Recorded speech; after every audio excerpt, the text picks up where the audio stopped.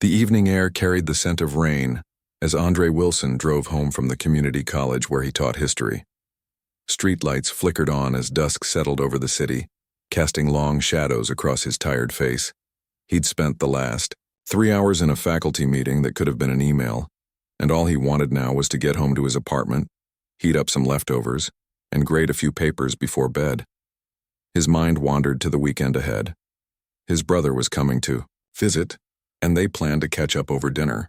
It had been months since they'd seen each other, both busy with their respective careers. Andre smiled at the thought of seeing him. His hands relaxed on the steering wheel as he turned onto Maple Street, just a few blocks from home.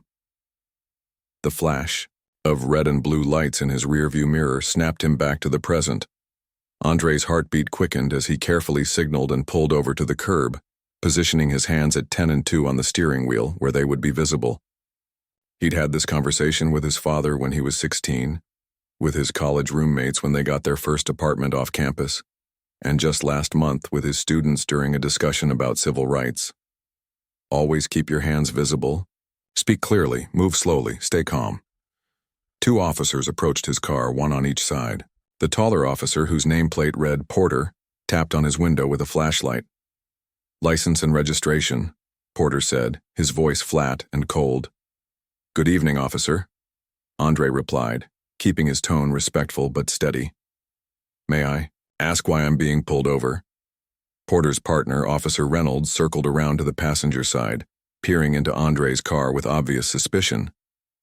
Neither officer answered his question. "I said license and registration," Porter repeated, louder this time. "Of course," Andre said. "My registration is in my glove compartment and my wallet is in my back pocket. I'm going to reach for them now, okay?" Porter didn't respond, just watched with narrowed eyes as Andre slowly reached toward the glove compartment. The atmosphere felt charged, like the air before a storm breaks. Andre's fingers had just touched the latch when Reynolds suddenly yanked open the passenger door. "He's reaching for something," Reynolds shouted, his hand moving to his holster. In a heartbeat, Porter had his gun drawn and was ordering Andre out of the car.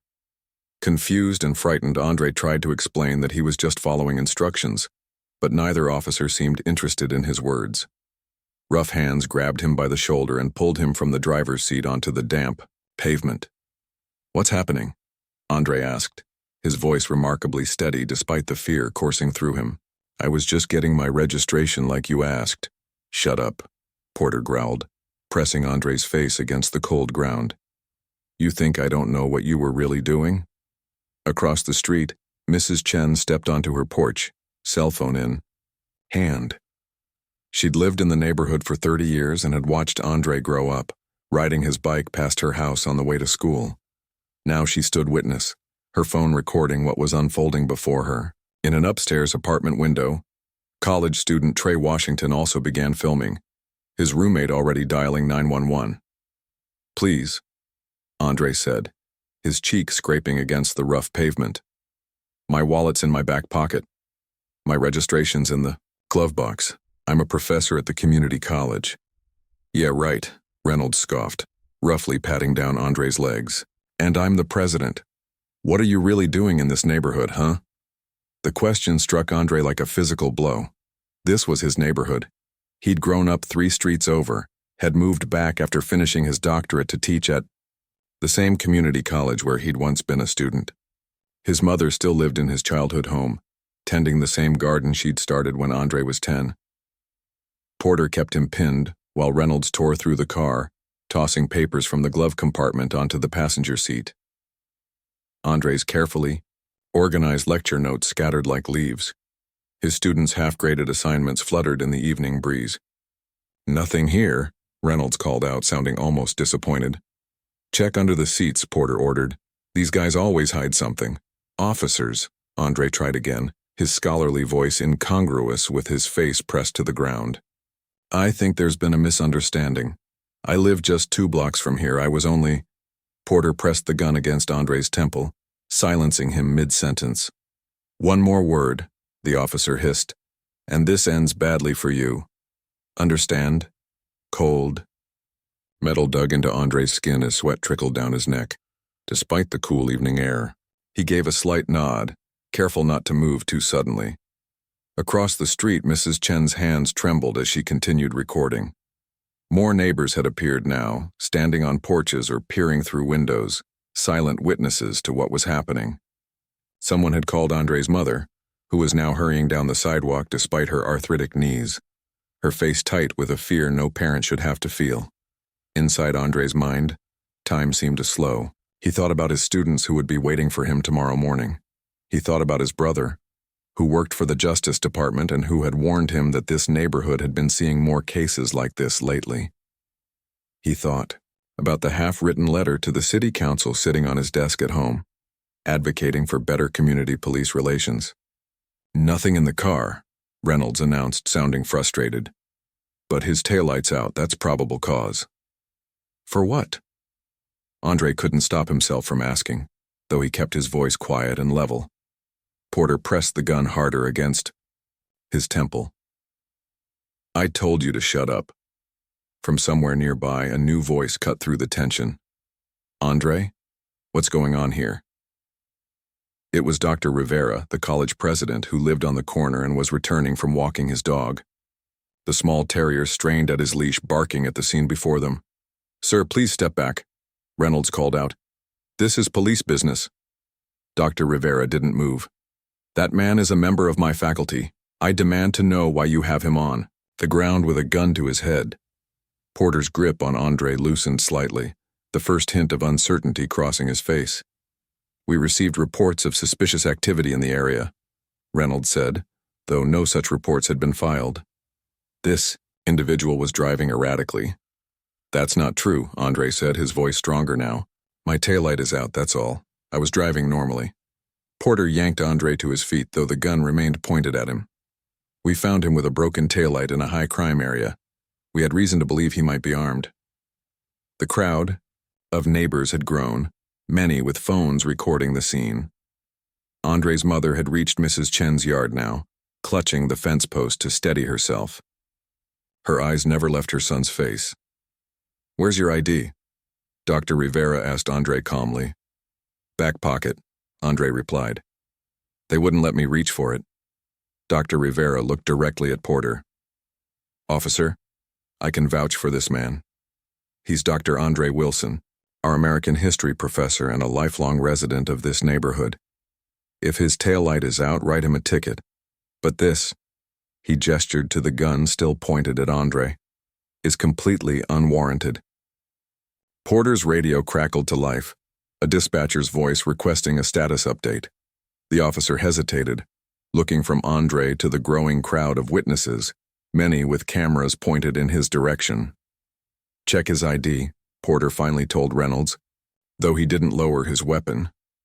Reynolds reached into Andre's back pocket and pulled out his wallet. The driver's license clearly showed Andre's face, his credentials as a PhD, and an address 2 blocks away. Next to it was his faculty ID from the college. "Told you," Andre said quietly. Reynolds handed the wallet to Porter, who glanced at it briefly before finally lowering his gun. The tension in the air remained thick, electric. "You should have said you were a professor right away," Porter muttered, as if this explained or excused what had just happened. "I tried," Andre replied, his dignity somehow intact despite everything. "Multiple times." Mrs. Chen stepped forward now, her phone still recording. "I have the whole thing on video," she announced, her voice shaking but determined. "From the moment you pulled him over." Other neighbors murmured agreement, holding up their own phones. Trey called down from his apartment window. "Me too, got it all." Something shifted in Porter's demeanor then. Not remorse exactly, but the dawning realization that he might have miscalculated. This wasn't going to disappear into the night. Another incident that would go unreported and uninvestigated. There were too many witnesses, too many recordings. "You'll need to fix that taillight," Reynolds said stiffly, handing back Andre's wallet. "I'll write you a warning this time," Porter added, reaching for his ticket book in a belated attempt to frame the entire incident as a routine traffic stop. Andre straightened his jacket, looking Porter directly in the eye. "I think we're well past a warning at this point, don't you?" His mother had reached him now, her small hand gripping his arm as if to assure herself he was really there. Really okay. Dr. Rivera stood nearby, his phone now out as well. Though, he seemed to be making a call rather than recording. The air was thick with unspoken words, with the knowledge that what had just happened was not an isolated incident but part of a pattern that Andre and his neighbors knew all too well, but that tonight at least would not go undocumented. What none of them knew yet, not even Andre, was that his brother's work at the Justice Department was about to intersect with their lives in ways none of them could have anticipated. The federal task force that had been quietly gathering evidence for months was closer than anyone realized, and this incident would soon trigger a chain of events that would shake the entire police department to its foundation. But for now, as the officers reluctantly backed toward their patrol car, Andre simply stood tall in the fading light, surrounded by the community that had known him all his life, the community that had just witnessed everything and refused to look away. The crowd of neighbors remained, their phones still recording as Officers Porter and Reynolds retreated to their patrol car. They didn't leave, though. Instead, they sat inside with the engine running, occasionally speaking into their radio, watching Andre through the windshield.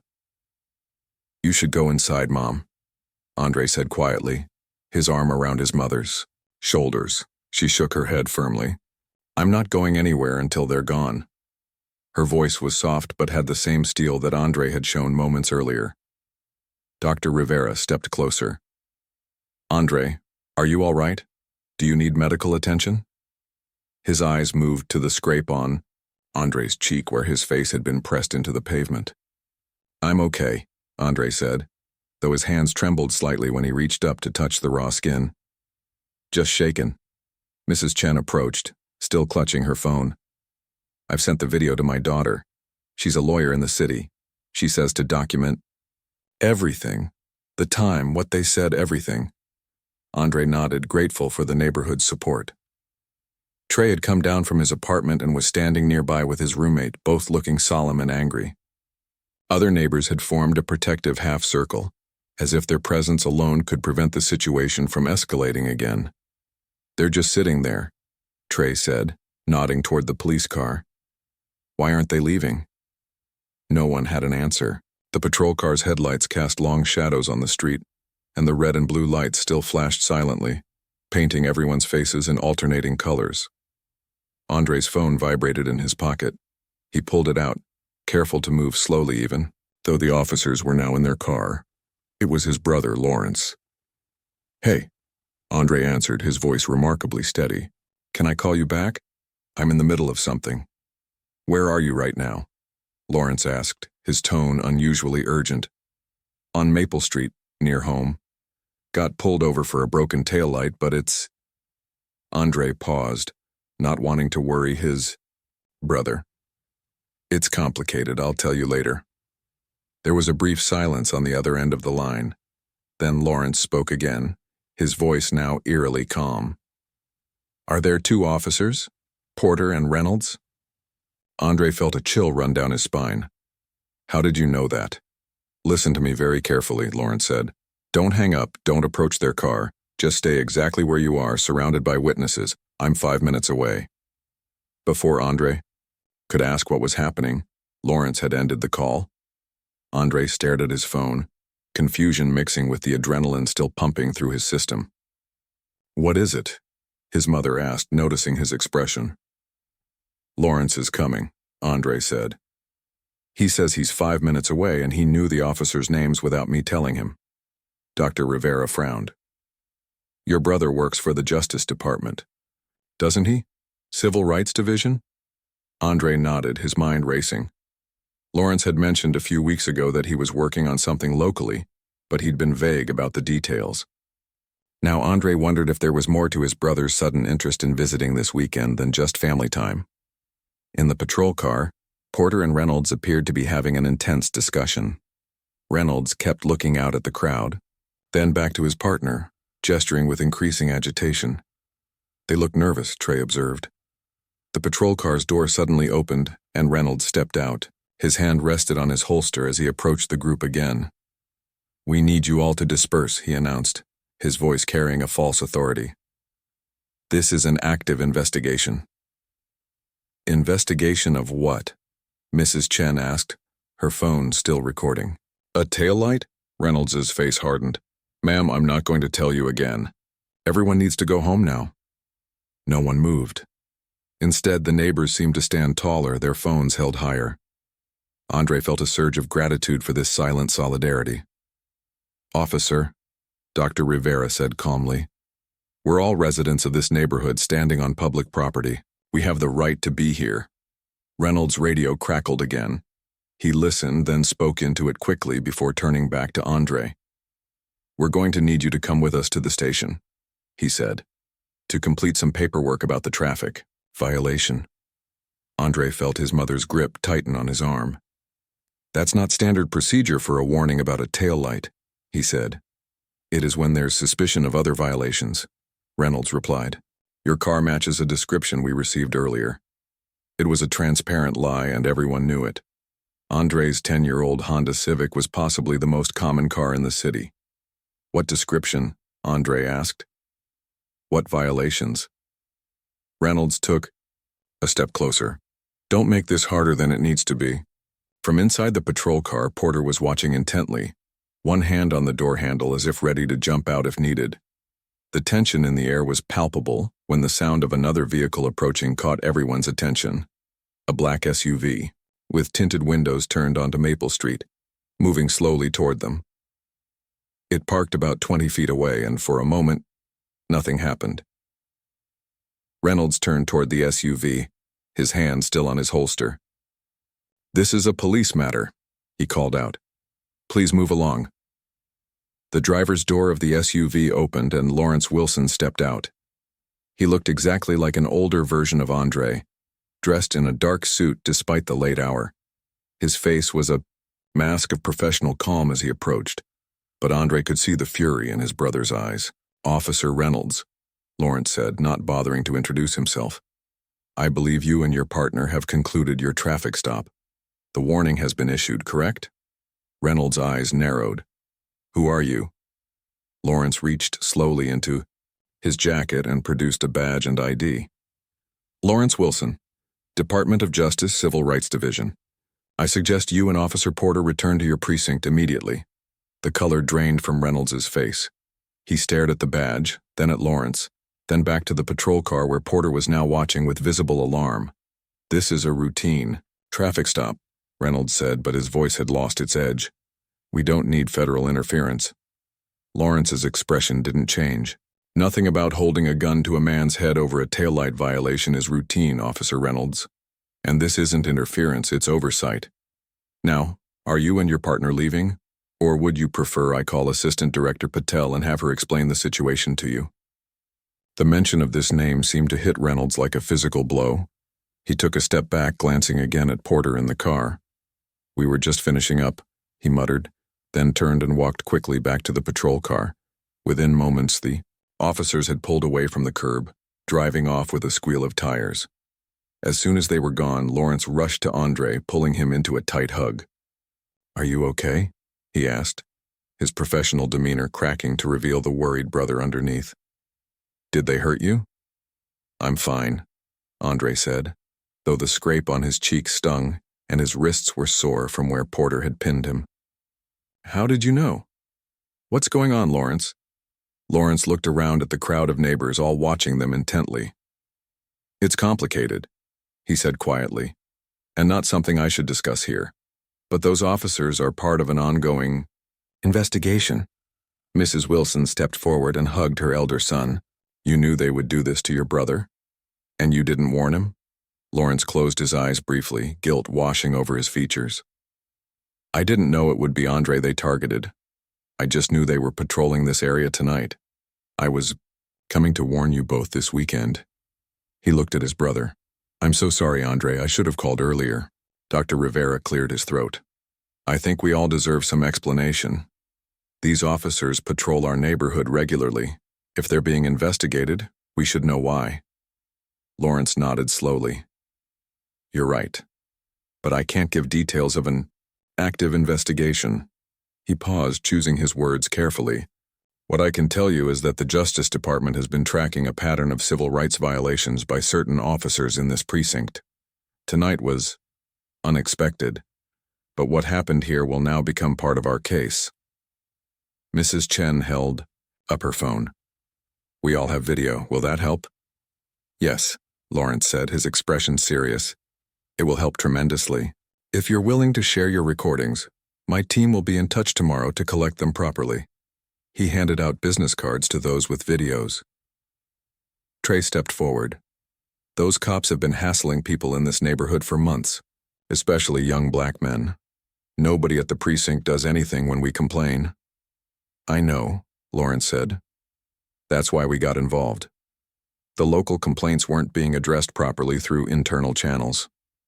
Andre was still trying to process everything. So tonight, me getting pulled over, that wasn't random? Lawrence hesitated. The broken taillight probably was, but how they escalated it, that fits a pattern we've been documenting. He put a hand on Andre's shoulder. They've been targeting people who look like us in this neighborhood for months. We just didn't expect them to target my brother. The gravity of the situation settled over the group. What had happened to Andre wasn't just about a taillight or even just about tonight. It was part of something larger, something systemic that had been happening right under their noses. What happens now? Andre asked. Lawrence glanced at his watch. Now I need to make some calls. What happened tonight just accelerated our timeline considerably. He turned to address the neighbors. Thank you all for being here, for witnessing, for recording. You may have just helped us break this case wide open. The neighbors began to disperse slowly, heading back to their homes with promises to send their videos to Lawrence. Mrs. Wilson insisted that both her sons come home with her, unwilling to let either one out of her sight after what had happened. As they walked the short distance to their mother's house, Andre finally asked the question that had been nagging at him since Lawrence arrived. How did you make those officers leave so quickly? Just by mentioning someone named Patel? Lawrence's expression was grim. Assistant Director Patel is heading the federal task force that's been building a case against several officers in that precinct, including Porter and Reynolds. They know they're being watched, but they don't know how much we know or how close we are to making arrests. And how close are you? Andre asked. Lawrence looked at his brother, at the scrape on his cheek and the lingering fear in his eyes. After tonight, he said quietly, a lot closer than they think.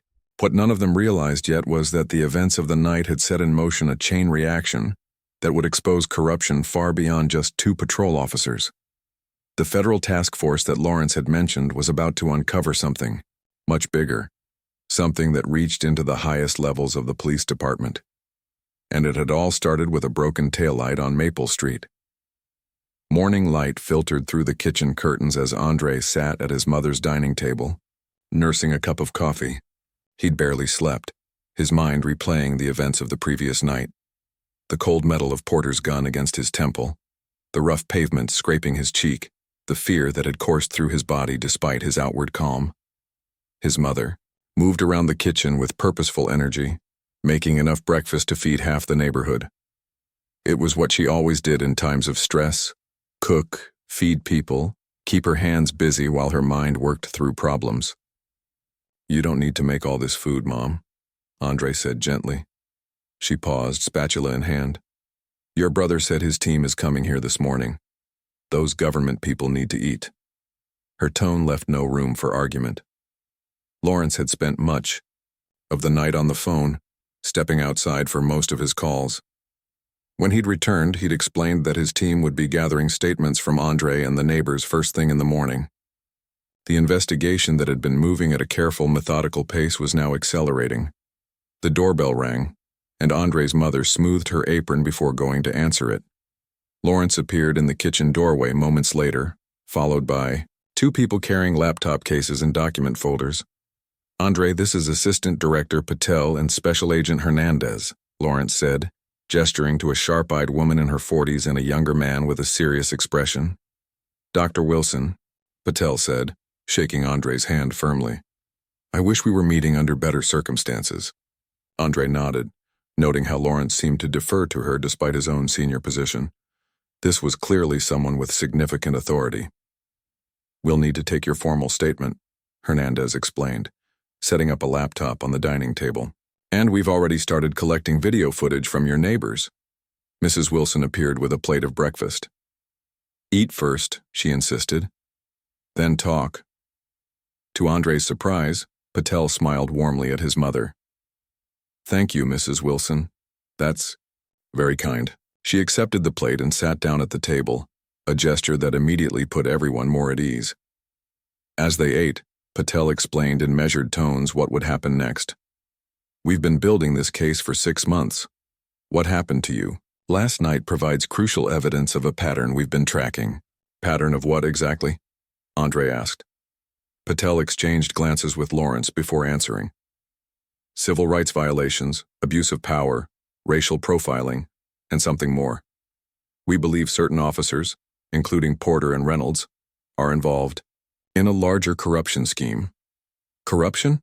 Andre's mother repeated, pausing in her cooking. Hernandez nodded. "They target specific demographics in specific neighborhoods. It's not random, and we have reason to believe their supervisors are not only aware of this behavior, but actively encouraging it." The doorbell rang again. This time it was Mrs. Chen and her daughter, the lawyer. They were followed shortly by Dr. Rivera. Then, Trey and his roommate, and gradually more neighbors arrived, all with video footage to share and stories to tell. What had begun as a simple statement-taking turned into an impromptu community meeting in Mrs. Wilson's living room. People who had witnessed last night's events sat alongside others who had their own stories about Porter, Reynolds, and other officers from the same precinct. "They stopped my son 3 times in 1 month, an elderly man named Mr. Washington said. "No reason given. Just made him stand there while they ran his ID, asked where he got his car. My nephew was arrested for suspicious behavior," another woman added. "He was waiting for the bus, spent a night in jail before they released him without charges." One by one, residents shared similar experiences: traffic stops that escalated without cause, searches without warrants, threats, intimidation. All targeting black residents, all concentrated in this neighborhood and the adjacent one. Patel and Hernandez recorded everything, their expressions growing more serious with each account. Lawrence stood by the window watching the street outside, with a vigilance that spoke volumes about his concern for everyone's safety. "Why this neighborhood?" Andre finally asked during a lull in the conversation. "What makes this area so special to them?" Patel closed her notebook. "That's what we've been trying to determine. This neighborhood isn't high in crime, it's mostly working professionals, families, students. By all metrics, it shouldn't be receiving this kind of police attention. But it does border the Westfield development," Dr. Rivera pointed out. A murmur of understanding rippled through the room. The Westfield development was a controversial luxury condo project that had been facing local opposition for years. The developer wanted to expand into the edges of their neighborhood, but had been blocked repeatedly by zoning regulations and community resistance. "You think there's a connection?" Andre asked, looking between Dr. Rivera and Patel. "We're exploring all possibilities," Patel said carefully, "including connections between the police department leadership and certain development interests." The room fell silent as the implications sank in. This wasn't just about racist cops. It was potentially about forcing people out of their homes, about using law enforcement as a tool for gentrification. "They want us scared," Mrs. Chen's daughter said, breaking the silence. "They want us to move." Lawrence finally spoke up from his position by the window. "We need more than theories. We need evidence of the connection." Patel nodded in agreement. "The videos from last night help establish the pattern of behavior. But to connect it to the larger corruption, we need more." "What about internal communications?" Andre suggested. "Emails, texts between officers and their superiors?" "We're working on that," Hernandez replied. "But they're careful. Most of it happens in person, not in writing." A knock on the front door interrupted the discussion. Lawrence tensed, moving to answer it himself. He returned moments later with a young officer Andre didn't recognize. "This is Officer Taylor," Lawrence explained. "He works at the same precinct as Porter and Reynolds, but he's been helping us." The room grew tense as Taylor nervously surveyed the gathered neighbors. He was young, probably not more than a year or two out of the academy, and visibly uncomfortable. "I heard what happened last night," he said, addressing Andre directly. I'm sorry, it's not right what they're doing. Why are you here? Andre asked, neither hostile nor welcoming. Taylor glanced at Patel, who nodded encouragingly. There's a meeting happening tonight. All the officers who work this zone, plus the captain and the deputy chief. It was called suddenly this morning. After last night, Lawrence said. Yes, Taylor confirmed. They know something's up. Porter and Reynolds got reamed out by the captain for creating a scene with witnesses recording, but they're not being disciplined. Instead, the captain is calling everyone in to coordinate their approach to the neighborhood. Coordinate their approach, Andre repeated slowly. You mean get their stories straight? Taylor nodded, his expression grim. And probably accelerate. Whatever they've been planning. I think they're spooked by the federal presence. Patel leaned forward. We need to know what happens in that meeting. I'll be there, Taylor said, but I don't know if I can wear a wire. They've been doing security checks lately, patting people down before sensitive meetings. The room fell silent again as everyone considered the implications. The police were getting nervous, which made them potentially more dangerous. What time is this meeting? Lawrence finally asked. 8 o'clock at the precinct, Taylor replied. Lawrence turned to Patel. We need to move up our timeline. If they're accelerating, so should we. She nodded in agreement. I'll call the U.S. attorney. We may have enough for warrants now, especially with all these witness statements and videos. Warrants for what? Andre's mother asked, her voice steady despite the tension in the room. To access precinct records, internal communications, and financial transactions, Patel explained. Possibly to make arrests depending on what we find. And what about tonight's meeting? Andre asked. If Officer Taylor can't wear a wire. Lawrence and Patel exchanged a look that Andre couldn't quite read. We have other methods, Patel said. Simply.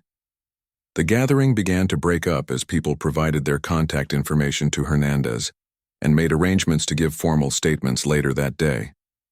As the neighbors left, many stopped to thank Andre for standing his ground, for being the catalyst that might finally bring change to their community. When only family and the federal agents remained, Lawrence pulled Andre aside. I need you to stay here tonight, he said quietly, with Mom. Don't go home until I tell you it's safe. You think Porter and Reynolds would come after me? Andre asked, keeping his voice low. I don't know, Lawrence admitted. But they're cornered. And cornered people are unpredictable. Just, please stay here. Andre nodded, seeing the genuine concern in his brother's eyes. Okay. But you'll tell me what happens? As much as I legally can, Lawrence promised. After the federal team left, Andre helped his mother clean up the kitchen. She worked in silence for a while before finally speaking. I always worried about you boys, every time you left the house. Her hand stilled on a plate she was drying. But I never thought Lawrence's job would bring danger to our doorstep. He's trying to make things better, Mom, Andre said gently. She nodded. I know. I'm proud of both of you. Your father would be too. She put down the dish towel and looked at him directly. But this is bigger than just two bad cops, isn't it? Andre thought about everything they'd learned that morning. The connection to the development project, the involvement of precinct, leadership, the hastily called meeting to coordinate approaches. Yes, he said. I think it's much bigger. What he didn't say, what he could barely allow himself to consider, was just how dangerous the situation might become. Lawrence and his team weren't just going after two racist patrol officers. They were potentially challenging a deeply entrenched system of corruption that reached into the highest levels of local law enforcement and possibly beyond. As the day wore on, Andre found himself checking his phone constantly, waiting for news from Lawrence. But his brother had gone silent, presumably busy preparing for whatever would happen at the 8 o'clock meeting. Evening came, and Andre sat with his mother watching the clock. 8 o'clock passed, then 8:30. At 9:15, his phone finally buzzed with a text from Lawrence. It contained just 4 words. Turn on the news. Andre fumbled for the remote control, his heart racing as he turned on the television. His mother sat beside him on the couch, gripping his arm tightly as the local news channel came into focus. Breaking news tonight, the anchor announced, her expression serious. A major operation by federal agents at the Central District Police Precinct has resulted in multiple arrests. We go live to Carlos Mendez at the scene. The screen switched to a reporter standing outside the precinct building, where flashing lights from numerous vehicles illuminated the night. Behind him, officers were being led out in handcuffs while FBI agents in windbreakers moved purposefully in and out of the building. Thank you, Lisa. I'm standing outside the Central District Precinct where, just moments ago, federal agents from the FBI and Department of Justice executed search warrants and made multiple arrests. According to our sources, this raid was the culmination of a 6-month investigation into civil rights violations and corruption within the department. The camera panned to show more of the scene. Andre leaned forward, searching for any sign of his brother among the federal agents. Among those arrested, the reporter continued, are Captain Richard Dalton, who commands this precinct, Deputy Chief William Hargrove, and at least 6 patrol officers including Gregory Porter and Michael Reynolds, who sources say were the initial targets of the investigation. That's them, Andre's mother whispered. The ones who hurt you. The reporter was now interviewing a bystander who had witnessed the raid. It was like something from a movie, the woman said. All these black SUVs pulled up at once and then agents were rushing into the building, there was shouting, and then they started bringing people out in cuffs. The broadcast cut to a statement from the U.S. Attorney, a stern-faced woman with silver-streaked hair. Tonight's operation represents the first phase in what has been a careful investigation into systemic abuses of power within the Central District. We have reason to believe that certain officers and their supervisors have engaged in a pattern of civil rights violations, targeting specific neighborhoods and demographics, potentially in service of private interests.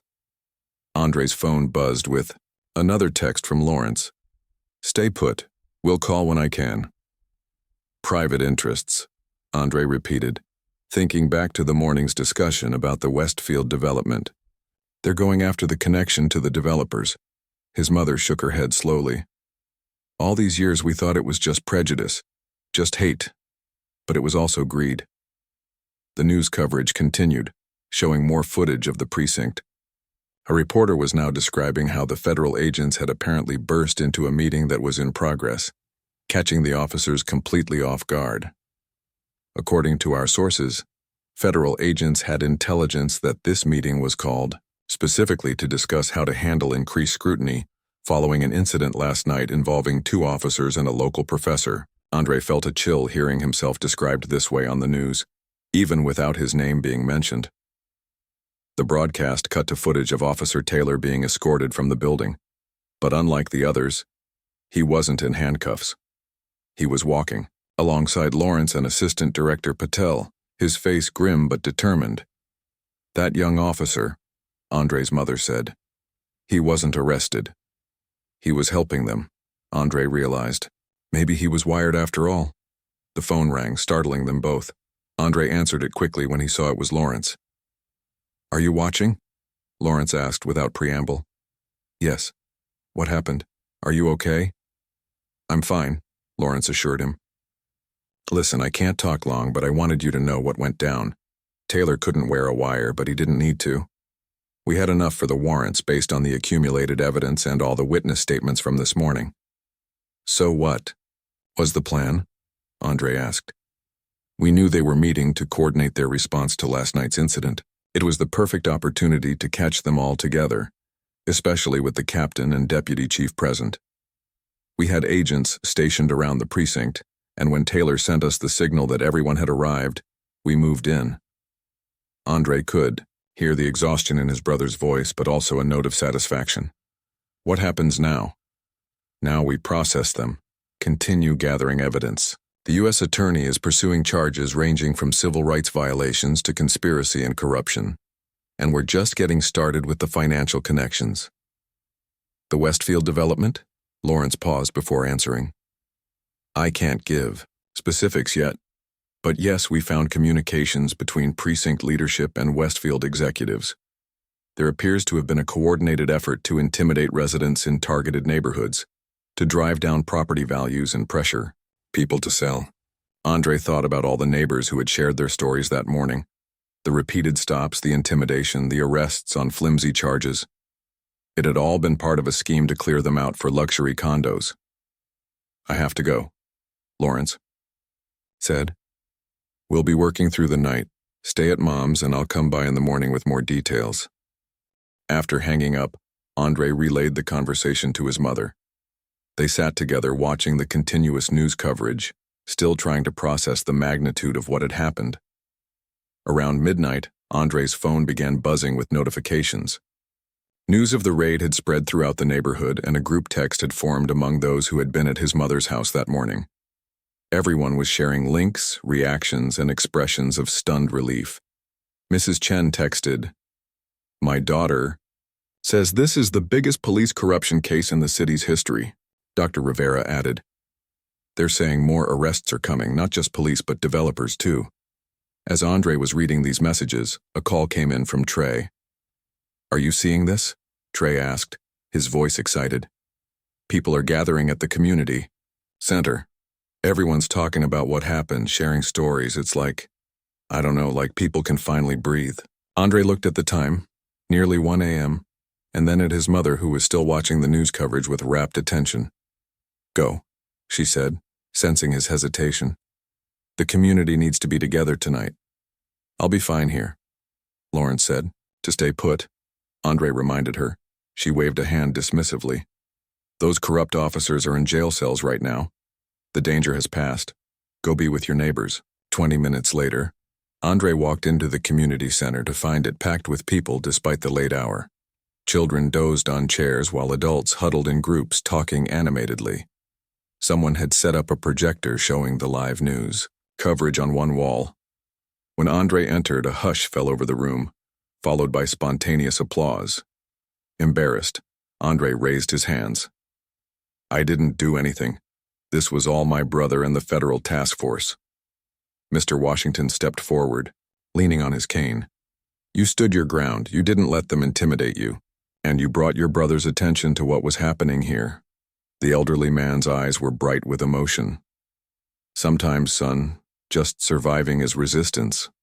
Others came forward to share their relief, their stories, their hopes for what might change now. Andre listened, moved by the community's resilience and by their determination to see this moment as a beginning, not an end.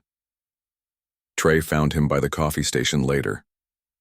"Your brother is like a superhero around here now," he joked, but his expression quickly turned serious. "Think this will really change anything long-term?"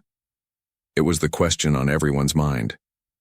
Would removing these corrupt officers truly transform policing in their community? Or would the system simply replace them with others cut from the same cloth? "I don't know," Andre admitted. "But this isn't just about individual officers anymore. They're looking at the whole structure, the policies, the culture, the outside influences. That's different from anything I've seen before." Dr. Rivera joined them, coffee cup in hand. "Change doesn't happen overnight," he said. "But moments like this create openings. It's what we do with those openings that matters." As they spoke, a commotion near the entrance drew their attention. Officer Taylor had arrived, still in uniform but looking utterly drained. He hesitated at the threshold, clearly uncertain of his welcome in a room full of people who had every reason to distrust anyone in that uniform. The crowd parted silently, creating a path for him. Taylor walked through slowly, his eyes moving, from face to face as if trying to memorize each one. He stopped in the center of the room. "I'm sorry," he said, his voice carrying in the sudden quiet. "I'm sorry for what my colleagues did to this community. I'm sorry I didn't speak up sooner." His hands were shaking slightly. "I joined the force to protect people, not to terrorize them. What happened tonight is just the beginning of what needs to change." No one spoke for a long moment. Then Mrs. Chen stepped forward and offered him a cup of coffee.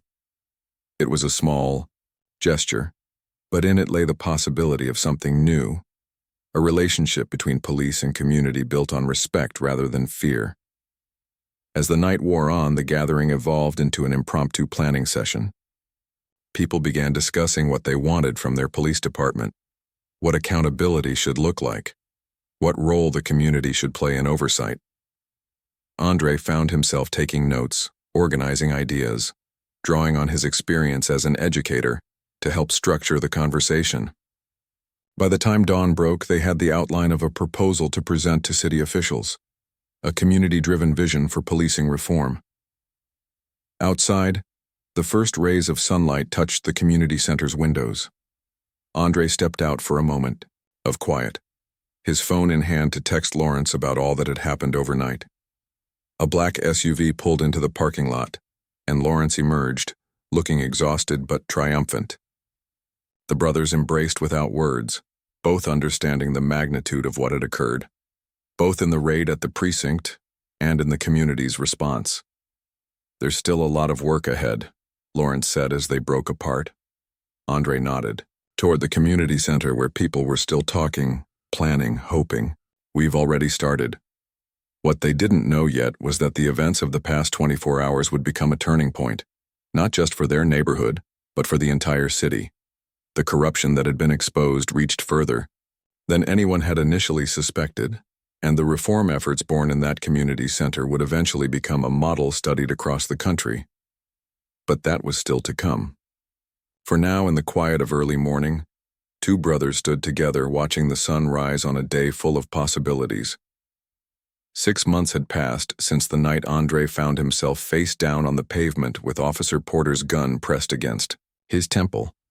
6 months since the federal raid that exposed corruption reaching from patrol officers all the way to the police chief and the mayor's office. 6 months of headlines, testimonies, and the slow grinding of justice through the courts. Andre stood at the lectern in the community center, looking out at the packed room. The same space that had filled spontaneously on the night of the raid was now hosting the first official meeting of the Citizen Oversight Committee, a new entity with real power to review police actions, policies, and complaints.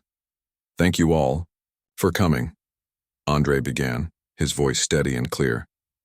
"When we gathered here 6 months ago, we were reacting to a crisis. Today we're building something new, not just responding to what went wrong, but creating a vision for what could go right." Faces in the crowd nodded back at him. Mrs. Chen and her lawyer daughter, Mr. Washington, leaning on his cane, Trey recording the proceedings for the community news channel he'd started, and dozens of other neighbors who had stepped forward to be part of the change they wanted to see. In the back row sat Lawrence, who had temporarily relocated to the city to oversee the ongoing federal case. Beside him was Assistant Director Patel, whose presence underscored the importance of this community-led initiative. The consent decree signed last month between our city and the Department of Justice includes many of the recommendations that came from this room, Andre continued. "For the first time, we have a seat at the table, not as adversaries to law enforcement, but as partners in the public safety." Officer Taylor, now Sergeant Taylor, following his promotion after testifying against his former colleagues, sat in uniform near the front. He wasn't alone. Several other officers had joined him, part of a growing faction within the department committed to reform. "Today we'll hear updates on several fronts," Andre said.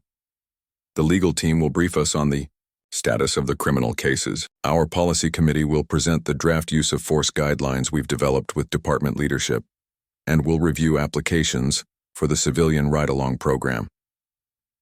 As Andre stepped away from the lectern to let the first presenter speak, he felt a deep sense of both accomplishment and responsibility.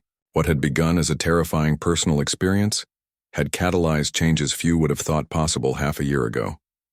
The meeting proceeded with the seriousness of people who knew their work mattered. When it concluded 2 hours later, Andre found himself surrounded by neighbors and committee members, all eager to share ideas or simply express their gratitude. "Professor," called a voice from the edge of the crowd. Andre turned to see his student, Dion, approaching with a notebook in hand. "I'm writing this up for my civic engagement project. Can I ask you a few questions?" Andre smiled.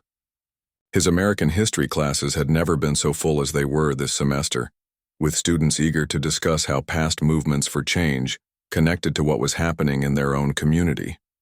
"Of course," Andre replied, guiding Dion to a quieter corner. "What do you want to know?" Everyone talks about that night, the traffic stop, the raid, as the turning point.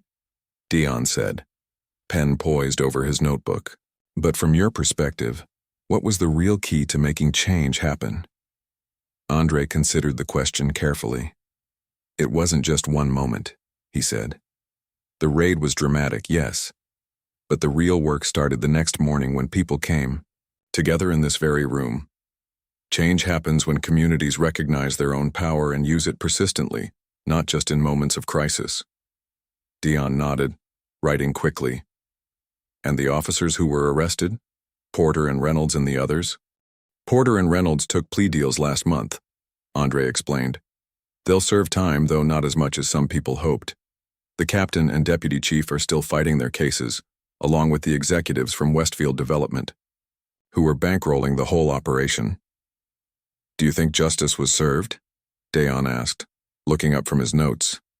It was the question Andre had been asking himself for months. Justice isn't a destination, he said finally. It's a process. Those officers being held accountable matters, but the bigger justice is in changing the system that empowered them in the first place. As Dion finished his questions, Lawrence approached with Assistant Director Patel. Good meeting, Lawrence said, embracing his brother. The Attorney General's office is watching your committee model closely. They're thinking about recommending something similar for other cities under consent decrees. Patel nodded in agreement. What you've built here goes beyond oversight. You're creating a new relationship between the community and law enforcement. Andre introduced Dion, who seemed starstruck at meeting federal officials. After Dion excused himself to interview other committee members, Lawrence pulled Andre aside. There's something you should know, he said quietly. The investigation has expanded to 3 other precincts in neighboring counties. Same pattern. Harassment targeting specific neighborhoods, connections to development projects. It's bigger than we thought, Andre said. Much bigger, Lawrence confirmed. What happened to you was part of something systematic. And your response, this community's response, is helping us address it on a much larger scale. Outside the community center, the evening was warm and clear. People lingered on the steps, continuing discussions that had begun inside. Andre noticed Mrs. Wilson speaking with Sergeant Taylor, their conversation animated but friendly. A sight that would have been unimaginable 6 months earlier. Dr. Rivera joined Andre as he watched the interactions around them. Your students asked me to speak to their activist group next week, he said. They're organizing a voter registration drive focused on local elections. Andre smiled. They understand that the mayor and city council have as much impact on policing as anyone else. They learned that from you, Dr. Rivera pointed out. They learned it from watching what happened here. Andre corrected him. From seeing how change actually works. As the crowd began to disperse, Andre checked his phone and saw a news alert. Former Deputy Chief Hargrove changes plea to guilty, agrees to testify against police chief and mayor. Another domino falling in the corruption case that had started with a broken taillight. Andre's mother approached, linking her arm through his. Ready to go? I've got dinner waiting. Actually, I thought I'd drive home tonight, Andre said. He had been staying with her since that night, partly for safety and partly for comfort. But it was time to reclaim his own space, his own routine. She studied his face, then nodded. Your place, then. I packed some food for your refrigerator. As they walked to the parking lot, Andre noticed something he hadn't before, a new taillight on his car. Lawrence had it fixed last week. His mother explained, following his gaze, said he was tired of worrying about you getting pulled over again. Andre ran his hand over the smooth new light cover, a small thing that carried so much meaning. 6 months ago, a broken taillight had nearly cost him his life. Now it was just a fixed car part, as it should have been all along. Driving through the neighborhood that night, Andre felt the weight of everything that had happened, and everything that was still to come. The criminal cases would continue for months, possibly years. The consent decree would require ongoing monitoring and community involvement. The deeper work of changing police culture would take even longer. But something fundamental had shifted. As he passed the spot where Porter had held a gun to his head, Andre didn't feel fear or anger. Instead, he felt a sense of reclamation. This was his neighborhood, his community, his street, and collectively, they were taking it back. The next morning, Andre arrived early at the college preparing for his first class. Students began filing in more than usual for an 8 a.m. session. Among them was a young officer in the police academy who had enrolled in Andre's American Civil Rights History course after hearing him speak at a community forum. As Andre began his lecture on the long history of communities organizing for change, he noticed the intensity with which his students took notes, the way they leaned forward when he connected historical movements to current events in their own city. These young people didn't see themselves as passive recipients of history, but as active participants in shaping it. Later that day, Andre met Lawrence for lunch at their mother's house, a weekly tradition they had established during Lawrence's extended assignment to the city. "I got my transfer approved," Lawrence said over their mother's famous pot roast. "I'll be staying another year to oversee the implementation of the consent decree." "That's good news," Andre replied. "The oversight committee could use your expertise." "There, Tom." Mother beamed at having both her sons close by. What had begun in fear was transforming into something neither of them could have predicted. A family united not just by blood but by purpose. After lunch, Andre drove to the courthouse where Porter and Reynolds were scheduled for sentencing. The former officers had avoided trial by pleading guilty to civil rights violations and conspiracy charges. As part of their plea agreements, they had provided testimony against their superiors and the Westfield executives. The courtroom was packed, with community members, journalists, and representatives from the Department of Justice. Andre took a seat next to Mrs. Chen, whose recording had been crucial evidence in the case. When Porter and Reynolds were led in, Andre was struck by how ordinary they looked in their prison jumpsuits, no longer the towering, threatening figures of that night, just men facing the consequences of their actions. The judge, a stern woman with decades of experience, addressed the court before announcing the sentences. "The violations committed by these defendants strike at the heart of our constitutional system," she said. "When those entrusted with enforcing the law instead become its worst offenders, the damage extends beyond individual victims to the very fabric of our society." She sentenced each man to 8 years in federal prison, less than the maximum possible but substantial for officers with no prior criminal records. As they were led away, Porter glanced back, his eyes briefly meeting Andre's across the courtroom. There was no apology in that look, no acknowledgement, just a flat emptiness that spoke volumes about how we become capable of dehumanizing others. Outside the courthouse, reporters clustered around Lawrence and other federal officials. Andre slipped away, walking the few blocks to his favorite coffee shop where he often graded papers. The owner, Mr. Pham, greeted him warmly. "I saw you on the news again, Professor," he said as he prepared Andre's usual order. "You're making our neighborhood famous," Andre smiled. "Not me, all of us together." As he settled at his regular table with a stack of student essays on civil disobedience, Andre reflected on Dayan's question from the committee meeting. What was the real key to making change happen? The answer wasn't in the dramatic moments, not in the gun to his head or the federal agents bursting into the precinct. It was in what came after, the neighbors who stood witness, the community that gathered to plan, the persistent work of ordinary people who refused to accept that things couldn't be different. The real story wasn't about corrupt cops or federal raids. It was about a community that turned crisis into opportunity, fear into determination, and individual trauma into collective action. It was a story still being written each day by people who believed that justice was possible, not perfect, not complete but possible, and in that possibility lay hope for the next chapter and the next and all those yet to come.